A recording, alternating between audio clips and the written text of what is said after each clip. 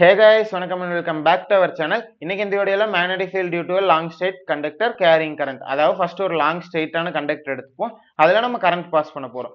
இப்போ இந்த current carrying கண்டக்டர்னால இந்த பாயிண்ட்ல என்ன magnetic field வரலாம் அப்படிங்கறத கண்டுபிடிக்கிறது தான் இந்த ஹோல் டெரிவேஷன். கொஞ்சம் காம்ப்ளிகேட்டடா இருக்க மாதிரி இருக்கலாம். ஆனா முடிஞ்ச அளவுக்கு நான் சிம்பிளிஃபை பண்ணி ஸ்டெப் பை ஸ்டெப்பா உங்களுக்கு மோஸ்டா அண்டர்ஸ்டாண்ட் ஆகுற மாதிரி தான் நடத்தியிருக்கேன். நீங்க கவனிச்சா மட்டும் போதும் உங்களுக்கு ஈஸியா புரிஞ்சிடும். இப்போ நம்ம மேக்னெட்டிக் ஃபீல்டு கண்டுபிடிச்சிருவோமா? ஸோ இந்த பாயிண்ட்ல இந்த லாங் கண்டக்டர்னால என்ன மேக்னெட்டிக் ஃபீல்டு இருக்குன்னு நம்ம கண்டுபிடிக்கணுமா? ஸோ நமக்கு எப்பெல்லாம் நமக்கு வெரி லாங் கண்டக்டர் இல்லைன்னா வெரி லார்ஜ் சர்ஃபேஸ் ஏரியா அப்படிலாம் வருதோ அப்போ நம்ம என்ன பண்ணுவோம், ஒரு சின்ன ஏரியாவோ இல்லைன்னா சின்ன லென்த்தையோ எடுத்துட்டு அதுக்கான எஃபெக்டை கண்டுபிடிச்சிட்டு அதுக்கப்புறம் ஹோல் ஏரியாக்கோ இல்லை ஹோல் லென்த்துக்கோ இன்டகிரேட் பண்ணுவோமா? அதே கான்செப்டை தான் நம்ம இங்கே அப்ளை பண்ண போறோம். இந்த ஹோல் பெரிய ஒயருக்கு நம்ம கண்டுபிடிக்கிறதுக்கு பதிலாக சின்ன லென்த் எடுத்து இந்த சின்ன லென்த்னால இந்த பாயிண்ட்ல என்ன மேக்னெட்டிக் ஃபீல்டு வரும் அப்படின்னு கண்டுபிடிச்சிட்டு அதுக்கப்புறம் ஹோல் ஒயருக்கு நம்ம இதை இன்டகிரேட் பண்ண போறோம். இதுதான் பேசிக்கான ப்ராசஸ். உங்களுக்கு புரிஞ்சிருச்சா? என்ன பண்றோம், சின்ன எலமெண்ட் எடுக்கிறோம், அதனால இருக்கிறத கண்டுபிடிச்சிட்டு பெரிய எலமெண்ட்டுக்கு மாத்தி கண்டுபிடிக்க போறோம் இன்டகிரேட் பண்ணி. இதுதான் பேசிக்கான கான்செப்ட். இப்போ கண்டுபிடிச்சிருமா? ஸோ இப்போ இந்த சின்ன எலமெண்ட்னால இந்த பாயிண்ட்ல என்ன மேக்னெட்டிக் ஃபீல்டு இருக்கும் அதை கண்டுபிடிக்கிறதுக்கு என்ன பண்ணுவோம், நம்ம லைன் ஜாயின் பண்ணி வரைஞ்சுப்போமா?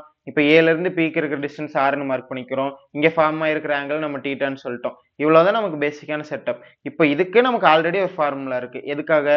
இந்த டிஎல்ங்கிற ஸ்மால் லென்த் எலமெண்ட்னால ஒரு பாயிண்ட்ல என்ன மேக்னெட்டிக் ஃபீல்டு வரலாம் அதுக்கான ஃபார்முலா தான் இது. Mu naught by 4 pi I into DL sine theta by R square. இந்த mu naught by 4 pi I எல்லாமே கான்ஸ்டன்ட். ஐங்கிறது ஃப்ளோ ஆகிற கரண்ட், இது எல்லாமே கான்ஸ்டன்டா. இப்போ நமக்கு இது கிடைச்சிருச்சு. இப்போ நம்ம என்ன பண்ண போறோம்னா இதுல தெரியாத வேல்யூஸ் மட்டும் கண்டுபிடிச்சு இந்த ஈக்குவேஷன் சப்ஸ்டியூட் பண்ண போறோம். அதுதான் first half of the derivation. Second half நம்ம வெறும் இன்டகிரேஷன் தான் ப்ரிப்பேர் பண்ண போறோம். ஃபர்ஸ்ட் ஹாஃப் பண்றதுக்கு ஃபர்ஸ்ட் நமக்கு என்னென்ன வேல்யூஸ்லாம் இதுல தெரியல அப்படிங்கிறது வேணுமா? டிஎல் தெரியாது, சைன் தீட்டா தெரியாது, ஆர் தெரியாது. ஸோ இந்த மூணு வேல்யூஸையும் கண்டுபிடிச்சு நம்ம இந்த ஈக்குவேஷன்ல போட்டாலே போதும், ஒரு ஹாஃப் நமக்கு முடிஞ்சிடும். அதை கண்டுபிடிக்கிறதுக்காக நம்ம ரைட் ஆங்கிள் ட்ரையாங்கிள் ஃபார்ம் பண்ண போறோம்.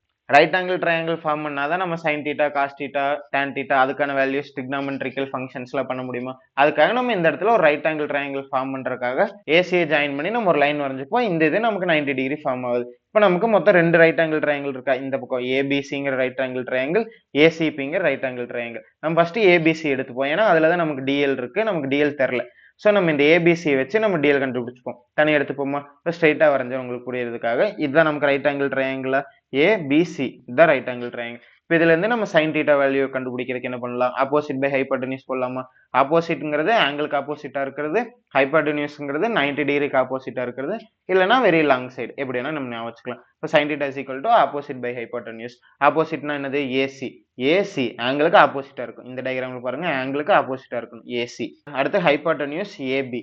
ஏபிங்கிறத ஹைபோட்டெனியூஸ். ஏபி இந்த இடத்துல என்னது? ஏபிங்கிறத டிஎல். அதுதான் red colour line. Red colour line தான் நமக்கு டிஎல். அப்போ ஏபிக்கு பதிலாக நம்ம டிஎல் ரீப்ளேஸ் பண்ணி எழுதிக்கலாம். அப்போ டிஎல் இந்த பக்கம் கொண்டு போயிட்டு என்ன கிடைக்கும்? DL sine theta is equal to ஏசின்னு கிடைச்சிருச்சு. அப்போ டிஎல் சைன் தீட்டாக்கு பதிலாக நம்ம ஏசின்னு இங்கே சப்ஸ்டியூட் பண்ணிக்கலாம். ஆனா அப்படி பண்றதுனால நமக்கு ஏதாச்சும் பயன் இருக்கா? எதுவுமே இல்லை. ஏசிங்கிறதுமே ஒரு டிஸ்கிரீட்டான வேல்யூ. நமக்கு வந்து ஆக்சுவலான வேல்யூ இன்னும் கிடைக்கல. அதனால என்ன பண்ணலாம்? செகண்ட் ஆஃப் ட்ரையாங்கிள் எடுத்து ஏதாச்சும் வேல்யூ கிடைக்குதான்னு பார்த்துருவோமா? அதை கண்டுபிடிக்கிறதுக்கு நம்ம ஆங்கிள்ஸ் மார்க் பண்ணணும். ஃபர்ஸ்ட் ஆங்கிள்ஸ் இருந்தால் தான் நம்ம cos theta sine theta apply பண்ண முடியும். அதுக்காக நம்ம இந்த பெரிய ஆங்கிளை சைன் மார்க் பண்ணியிருக்கோம். அப்ப இந்த வெரி சின்ன ஆங்கிள் நம்ம என்னன்னு சொல்லிக்கலாம்? டி சைன் சொல்லிக்கலாம். அப்ப இந்த ட்ரையாங்கிள் நம்ம தனியா எடுத்த என்ன கிடைக்கும்? ஏசிபிங்கிற ட்ரையாங்கிள் பார்த்துக்கோங்க. ஏசிபி இதுதான் நமக்கு 90 டிகிரி.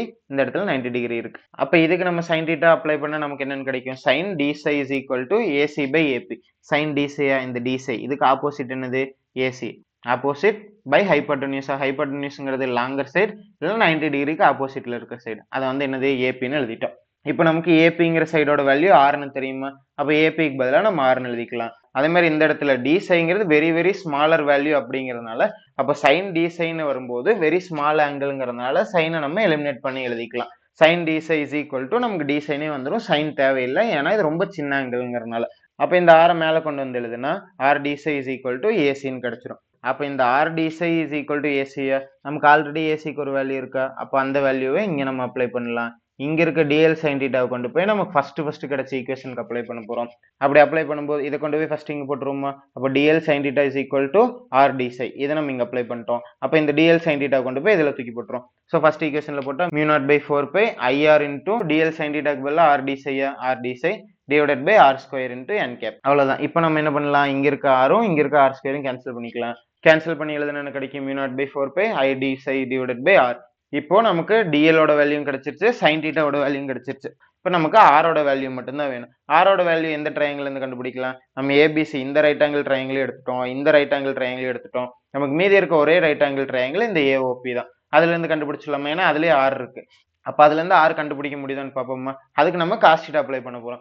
ஏன் இதுக்கெல்லாம் நம்ம இந்த ட்ரையாங்கிள்ஸ்க்குலாம் நம்ம sin θ அப்ளை பண்ணோம், இதுக்கு மட்டும் cos θ அப்ளை பண்ணணும்னு பார்த்துருவோமா? இப்போ நம்ம இதுக்கே sin θ அப்ளை பண்ணி பார்ப்போம். sin θனா என்னது? Opposite by hypotenuse. ஆப்போசிட்டோட வேல்யூ என்னது? OA.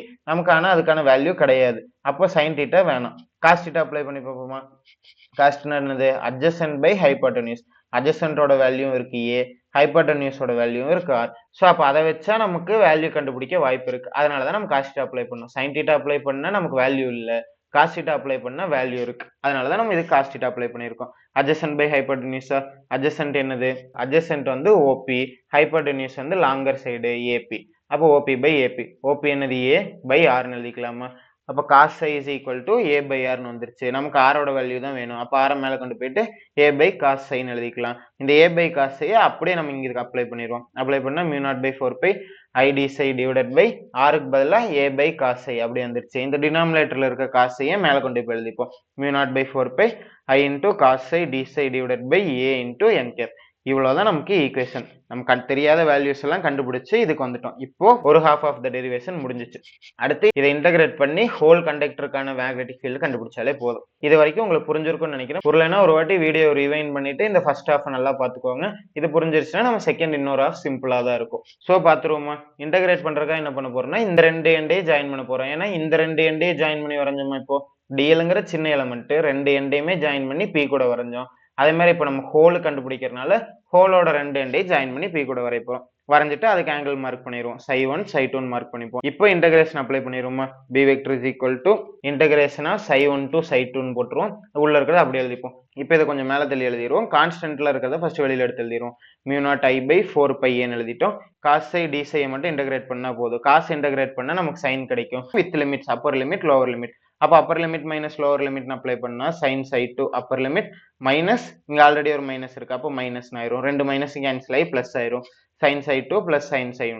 இப்போ நம்ம psi1 psi2 வேல்யூ கண்டுபிடிக்கிறதுக்காக என்ன பண்ண போறோம்னா இதை நான் இங்க சின்னதா வரையறேன். ஸ்ட்ரெயிட் லைன் தான் வந்து இந்த ஸ்ட்ரெயிட் கண்டக்டர், இந்த லைன் வந்து இந்த சென்டர் லைன். இப்போ இங்க இடத்துல நம்ம மார்க் பண்ணிருக்கோம் ஆங்கிள் psi2 psi1 அது வந்து சின்னதா இருக்குன்னு வச்சுக்கோங்களேன். 30 டிகிரியா இருக்கும். அதே லைன் கொஞ்சம் பெருசா இருக்கு, கண்டக்டர் பெருசா இருந்துச்சுன்னா ஆங்கிள் அதிகமாகும், 50 ஆகும். அதே மாதிரி கண்டக்டர் வந்து ரொம்ப பெருசா போயிருச்சு அப்படின்னா ஆங்கிள் ரொம்ப அதிகமாயிட்டே இருக்கும். அதாவது இந்த psi2 psi1 இந்த ஆங்கிள் அதிகமாயிட்டே தான் இருக்கும். கண்டக்டரோட லென்த் அதிகமாக நம்ம ரொம்ப அதிகமா போயிருச்சு, இன்ஃபைனைட் லென்த்தா இருக்கு அப்படிங்கும் போது என்ன ஆகும்னா இதோட வேல்யூஸ் 90 டிகிரி ஆயிரும். கொஞ்சம் கொஞ்சமா அதிகமாயிட்டே போயிட்டு இன்ஃபைனைட்டா போகும்போது நமக்கு 90 டிகிரின்னு ஆயிரும். அப்ப நம்ம அதை அப்படியே இங்க அப்ளை பண்ணா sin 90 பிளஸ் sin 19 கிடைக்கும். sin 90யோட வேல்யூ 1. அப்ப ரெண்டையும் ஆட் பண்ணா நமக்கு 2 கிடைக்கும். இந்த 2வையும் இங்க இருக்க 4ஐயும் நம்ம கேன்சல் பண்ணா இங்க 2 ஆயிரும். அப்படியே எழுதுனா நமக்கு ஃபைனல் ஈக்குவேஷன் கிடைச்சிரும். b vector is equal to mu naught I by 2 pi a into n cap. இவ்வளவுதான் நமக்கு ஃபைனல் ஈக்குவேஷன். உங்களுக்கு புரிஞ்சிருக்கும்னு நினைக்கிறேன். நான் முடிஞ்ச அளவுக்கு ஸ்டெப் பை ஸ்டெப்பா எல்லா இடத்துலயும் ஏன் இதை பண்றோம், எதுக்காக பண்றோம்னு தெளிவா எக்ஸ்பிளைன் பண்ணி சொல்லி தந்திருக்கேன். உங்களுக்கு ஒருவேளை புரியல அப்படின்னாலும் வீடியோ ஒரு வாட்டி ரீவைண்ட் பண்ணி பார்த்துட்டு அதுக்கப்புறம் வந்து அவுட்லைன் பார்க்க ஆரம்பிங்க. ஏன்னா அவுட்லைனுங்கிறது ரிவிஷன் பர்பஸ்க்காக மட்டும்தான். உங்களுக்கு கொஸ்டினே ஃபர்ஸ்ட் புரியல அப்படின்னா அவுட்லைன் அதுக்கப்புறம் சுத்தமா புரியாது. அதனாலதான் சொல்றேன். அதை பார்த்துட்டு வந்து இதை பார்த்தீங்க அப்படின்னா படிக்கும் போதே உங்களுக்கு ஈஸியா ஞாபகம் வச்சுக்கலாம். திருப்பி புதுசா படிக்கிற மாதிரி இருக்காது. ஸோ அவுட்லைன் பார்த்துருவோமா? ஃபர்ஸ்ட் இந்த டயக்ராம் வரைஞ்சோம். டயக்ராம் எப்படி வரைஞ்சோம்? ஃபர்ஸ்ட் லாங் ஸ்ட்ரெயிட் கண்டக்டர் எடுத்துட்டோம். அதுக்கப்புறம் ஒரு பாயிண்ட் வச்சுட்டோம். இந்த பாயிண்ட்ல என்ன இந்த கண்டக்டர்னால மேக்னெட்டிக் ஃபீல்டு இருக்கும் அப்படிங்கறத கண்டுபிடிக்கணும். இந்த ஹோலுக்கு கண்டுபிடிக்கிறதுக்கு பதிலாக ஃபர்ஸ்ட் சின்ன ஒரு எலமெண்ட் எடுத்து அதுக்கான வேல்யூ கண்டுபிடிச்சிட்டு அதுக்கப்புறம் இன்டகிரேட் பண்ண போறோம். அதுதான் இந்த ஹோல் கான்செப்ட். மீதி எல்லாமே மார்க்கிங்ஸ் தான். இந்த இடத்துல தீட்டா இது வந்து ரைட் ஆங்கிள் ட்ரையாங்கிள் ஃபார்ம் பண்றதுக்காக நம்ம வரைஞ்சிருக்கோம். இதை ஆர்னு மார்க் பண்ணிருக்கோம், ஏன் மார்க் பண்ணிருக்கோம். இங்க ஃபார்ம் ஆகிற ஆங்கிள்ஸ் எல்லாம் நம்ம நேம் பண்ணிருக்கோம் நம்மளோட கன்வென்ஷன்ஸ்க்காக. இப்போ நமக்கு ஃபர்ஸ்ட் நமக்கு ஜெனரிக்கான ஈக்குவேஷன் தெரியும். ஒரு ஸ்மால் லென்த் எலமெண்ட்னால ஒரு பாயிண்ட்ல என்ன மேக்னெட்டிக் ஃபீல்டு வரும் அதுக்கான ஜெனரலான ஈக்குவேஷன் தான் இது. dB vector is equal to mu naught by 4 pi I into dl sin theta by r square. இது வந்து ஜெனரலான ஈக்குவேஷன். இதுக்கப்புறம் நமக்கு மொத்தம் 3 ட்ரையாங்கிள் இருக்கு. ABCங்கிற ட்ரையாங்கிள், APCங்கிற ட்ரையாங்கிள், AOPங்கிற ட்ரையாங்கிள். இந்த 3 ட்ரையாங்கிள் வச்சு நம்ம இதுல தெரியாத வேல்யூஸ்லாம் கண்டுபிடிக்க போறோம். நமக்கு தெரியாது என்னன்னா DL, sin θ, R இந்த 3 தான் தெரியல. இந்த 3ஐயும் கண்டுபிடிக்கிறதுக்கு நம்ம இந்த 3 ட்ரையாங்கிள்ஸ பயன்படுத்திக்க போறோம். ஃபர்ஸ்ட் ABC ட்ரையாங்கிள் எடுத்துப்போமா? ABC ட்ரையாங்கிள் எடுத்தா இதுல நம்ம sin θ அப்ளை பண்ண போறோம். sin θனா என்னது? Opposite by ஹைபோடென்யூஸா? ஆப்போசிட்ங்கிறது என்னது? AC by AB. நமக்கு AC யோட வேல்யூ தெரியாது. ஆனா AB யோட வேல்யூ DL னு தெரியும். அதை ரீப்ளேஸ் பண்ணி எழுதுனா AC பை DL னு வந்துரும். DL மேல கொண்டு போயிட்டோம். இப்போ DL sin θ is equal to AC னு கிடைச்சிருச்சு. அப்போ DL sin θ க்கு பதிலா நம்ம AC னு எழுதலாம். ஆனா நமக்கு ஆக்சுவலான வேல்யூ வேணும். அதுக்கு நம்ம செகண்ட் ட்ரையாங்கிள் எடுத்துப்போமா? செகண்ட் ட்ரையாங்கிள் என்னது? ACP. இந்த ட்ரையாங்கிள் எடுத்து இதுக்கு நம்ம sin θ அப்ளை பண்ண போறோம். இதுல sin θ என்னது? Opposite by hypotenuse. ஆப்போசிட் என்னது? AC. Hypotenuse AP. AP யோட வேல்யூ நமக்கு R னு தெரியும். அப்ப R னு எழுதிட்டா d psi is equal to AC by R. இது ஏன் d psi ஆச்சு? d psiங்கிறது வெரி ஸ்மால் வேல்யூ. அப்போ sin d psi ல இருந்து நம்ம sin எலிமினேட் பண்ணிக்கலாம். வெறும் d psi மட்டும் இருந்தாலே போதும். இப்போ R மேல கொண்டு போய் எழுதுனா R d psi is equal to AC ன்னு கிடைச்சிருச்சு.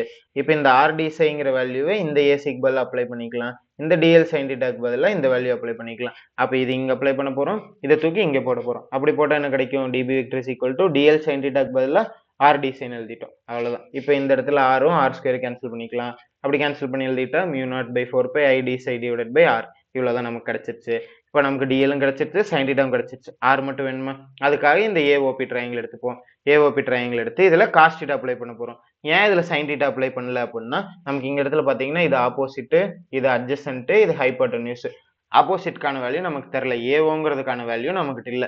அட்ஜசன்ட்டுக்கு ஏங்கிற வேல்யூ இருக்கு, ஹைபோடென்யூஸ்க்கு ஆறுங்கிற வேல்யூ இருக்கு.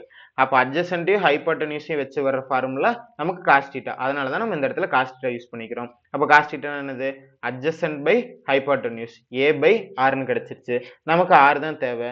அப்ப R தூக்கி மேல கொண்டு போயிட்டா R is equal to A by cos sin கிடைச்சிருச்சு. இப்போ R ஓட வேல்யூக்கு பதிலா A by cos sin apply பண்ணிக்கலாம் இந்த இடத்துல. அப்படி அப்ளை பண்ணா என்ன கிடைக்கும்? mu naught by 4 pi I d psi divided by A by cos sin எழுதிக்கலாம். இந்த டினாமினேட்டர்ல இருக்க cos sin மேல கொண்டு போய் எழுதுனா mu naught by 4 pi I into cos psi d psi divided by இங்க டினாமினேட்டர்ல A மட்டும் இருக்கும். இந்த டயகிராம் மூலமா நமக்கு இது கிடைச்சது, இந்த டயகிராம் மூலமா இது கிடைச்சது, இந்த டயகிராம் மூலமா நமக்கு இது கிடைச்சிருச்சு. இப்போ நமக்கு first part of the derivation over. இப்போ நம்ம இதை எடுத்து இந்த ஹோல் கண்டக்டருக்கு இன்டகிரேட் பண்ணாலே போதும். இன்டகிரேட் பண்ணிடுவோமா? இன்டகிரேட் பண்றதுக்கு ஆங்கிள்ஸ் அப்பர் லிமிட் லோவர் லிமிட்டுக்காக psi1 psi2 மென்ஷன் பண்ணியிருக்கோம். இப்போ கான்ஸ்டன்ட் வெளியில எடுத்து எழுதிடலாம். mu naught 4 pi IA A எல்லாமே கான்ஸ்டன்ட், அதை அப்படியே வெளியில எடுத்துடலாம். mu naught I divided by 4 pi A. இப்போ cos i d psi மட்டும்தான் நம்ம இன்டகிரேட் பண்ணணும். cos இன்டகிரேட் பண்ணா நமக்கு sin வந்துரும். அதுக்கப்புறம் upper limit minus lower limit எழுதுவோமா? அப்பர் லிமிட் என்னது? sin of psi2. அப்போ sin of psi2 minus lower limit sin of minus psi1 கிடைச்சிருச்சு. இப்போ sin of மைனஸ் θவை நம்ம மைனஸ் sin θன்னு சொல்லலாம். இந்த மைனஸ் மல்டிப்ளை ஆயிருமா? அப்போ நமக்கு sin of psi2 plus sin of psi1 வந்துரும். அடுத்து நமக்கு இந்த ஒயர் வந்து வெரி லாங் ஒயரா, அப்ப இந்த ஆங்கிள் psi1 psi2ங்கிற ஆங்கிள் 90 டிகிரியா மாறிடும். அப்ப sin 90 degree plus sin 90 degree, sin 90 டிகிரினா 1, இந்த sin 90 டிகிரிக்கு பதிலாகவும் நம்ம 1 எழுதிப்போம். அப்போ 1 பிளஸ் 1ன்னு வந்துரும். 1 பிளஸ் 1னா 2. இந்த 2வையும் இந்த 4ஐயும் நம்ம கேன்சல் பண்ணிக்க போறோம். கேன்சல் பண்ணி எழுதுனா எனக்கு கிடைக்கும் mu naught I by 2 pi A into n cap. இவ்வளவுதாங்க ஹோல் ஈக்குவேஷன். இந்த ஸ்லைடை நீங்க அப்படியே ஸ்கிரீன்ஷாட் எடுத்து வச்சு கூட ரிவைஸ் பண்ணும்போது பண்ணிக்கலாம். என்ன பண்ணோம்? ஃபர்ஸ்ட் இந்த AC கண்டுபிடிச்சோம். AC கொண்டு போய் இங்க அப்ளை பண்ணோம். அதை கொண்டு வந்து இந்த DL sin θ க்கு பதிலா அப்ளை பண்ணோம். அப்ளை பண்ணதுக்கு அப்புறம் நமக்கு இந்த ஈக்குவேஷன் கிடைச்சிச்சு. அதுக்கப்புறம் R ஓட வேல்யூ கண்டுபிடிச்சோம். அதை தூக்கிட்டு வந்து இங்க போட்டோம். இங்கே போட்டா நமக்கு இந்த ஈக்குவேஷன் வந்துருச்சு. அதுக்கப்புறம் இதை நார்மலா இன்டகிரேட் பண்ணி நமக்கு இந்த ஈக்குவேஷன் கொண்டு வந்துட்டோம். இவ்வளவுதான். நான் பார்ட் பை பார்ட்டா பிரிச்சு சொல்லி கொடுத்துருக்கேன். இது எதுக்கு, இது எதுக்கு, இது எதுக்கு, இதை எங்க அப்ளை பண்ண போறோம், இதை அப்ளை பண்றதுனால என்ன நடக்குது, ஹோல் பிக்சரா உங்களுக்கு கொடுத்துருக்கேன். இதை பார்த்து படிக்கும்போது படிச்சிட்டீங்கன்னா உங்களுக்கு ஈஸியா ஞாபகம் வந்துடும். ஒருவேளை ஒரு பார்ட்ல ஸ்டக் ஆயிட்டாங்க கூட ஓகே, இதுக்கப்புறம் நமக்கு இதுதான் தேவை அப்படின்னு சொல்லி நீங்களே யோசிச்சு நீங்களே எழுதிடலாம். மனப்பாடம் பண்ண வேண்டிய அவசியமே இல்லை. இந்த வீடியோக்காக நான் நிறைய எஃபர்ட் போட்டு சொல்லி தந்திருக்கேன். இந்த மெத்தட் உங்களுக்கு பிடிச்சிருக்குன்னு நினைக்கிறேன். உங்களுக்கு எப்படி இருந்தாலும் பரவாயில்ல, நல்லா இருந்தாலும் சரி, நல்லா இல்லைனாலும் சரி, ஒருவேளை உங்களுக்கு எழுக்கிற மாதிரி ஃபீலா இருந்துச்சுன்னா கூட கண்டிப்பா அதை பத்தி கமெண்ட் பண்ணிருங்க. உங்க ஃபீட்பேக்ஸ் இருந்தாதான் அதை வச்சு என் வீடியோஸ் இம்ப்ரூவ் பண்ணிக்க முடியும். நான் உங்களுக்கும் நல்லா பெட்டரா ஹெல்ப் பண்ண முடியும். தேங்க்யூ ஃபார் வாட்சிங்.